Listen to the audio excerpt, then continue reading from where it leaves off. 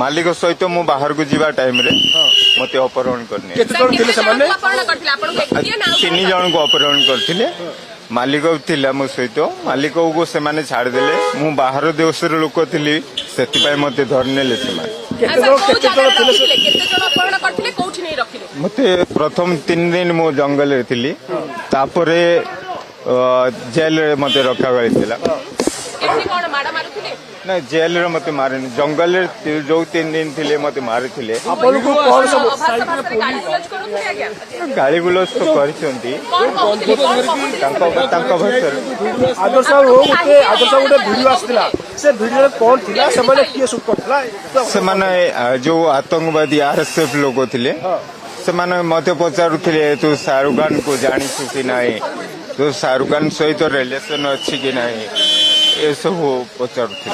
ନାଇଁ ମୁଁ ଯେତିକି ସବୁ ମତେ କ୍ୱେଶ୍ଚିନ୍ କରିଥିଲେ ମୁଁ ତାଙ୍କୁ କ୍ୱେଶ୍ଚିନ୍ ଆନ୍ସର ଦେଇଛି।